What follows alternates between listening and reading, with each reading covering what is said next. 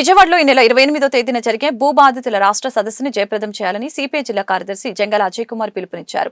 YCP పాలనలో జరిగిన భూ అక్రమ లావాదేవీలని రద్దు చేయాలని డిమాండ్ చేశారు.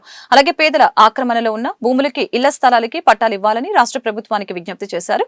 గుంటూరు కొత్తపేట సిపిఐ జిల్లా కార్యాలయంలో ఏర్పాటు చేసిన మీడియా సమావేశంలో జంగాల అజయ్ కుమార్ మాట్లాడారు. సెప్టెంబర్ 1వ తేదీ నుంచి 6వ తేదీ వరకు నిత్యావసర వస్తువులు అధిక ధరలకి నిరసనగా ఆందోళన కార్యక్రమం నిర్వహిస్తామని అన్నారు. చివరికి విద్యుత్ బిల్లులు కూడా రీఛార్జ్ తరహాలో చెల్లించాల్సిన పరిస్థితి ఎన్డీఏ కూటమి ప్రభుత్వం కల్పించిందని మండిపడ్డారు. ఈ సమావేశంలో సిపిఐ నగర కార్యదర్శి కోట మాల్యాద్రి తదితర నాయకులు పాల్గొన్నారు. అనేక చోట్ల భూదందాలకి పాల్పడి ప్రభుత్వ భూముల్ని అక్రమంగా కబ్జా చేసినటువంటి వాళ్ళందరినీ తగిన రీతిలో శిక్షించి ఎవరైతే భూములు కోల్పోయారో వాళ్ళకి న్యాయం చేయాలని కోరుతూ, అలాగే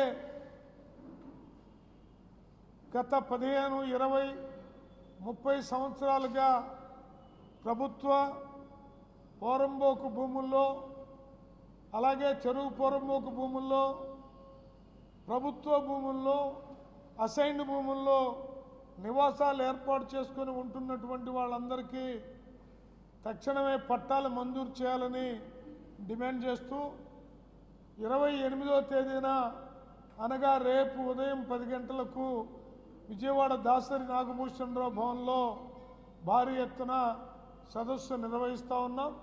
ఈ సదస్సుకి బాధిత ప్రజలందరూ కూడా తరలి రావాల్సిందిగా విజ్ఞప్తి చేస్తూ ఉన్నాం.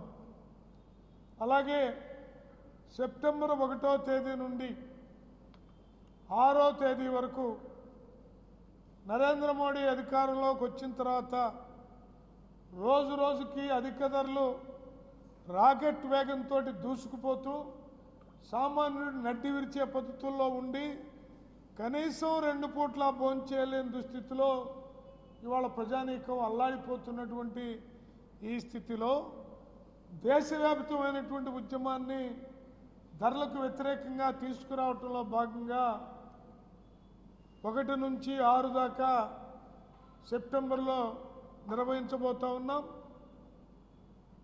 6వ తేదీన గుంటూరు కలెక్టర్ కార్యాలయం దగ్గర ధర్నాని జిల్లా స్థాయిలో నిర్వహించబోతా ఉన్నాం. ఈ మొత్తం కార్యక్రమాల్లో ప్రజలందరూ కూడా పాల్గొని జయప్రదం చేయవలసిందిగా విజ్ఞప్తి చేస్తూ, ఈ రోజున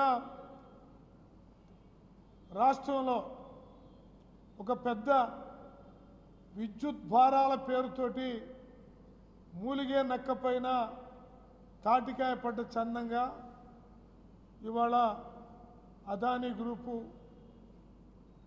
మన పైన విద్యుత్తు రీఛార్జ్ చేసుకొని విద్యుత్తును వాడుకునేటటువంటి దుర్గతికి ఈ ప్రభుత్వం తీసుకొని వచ్చింది.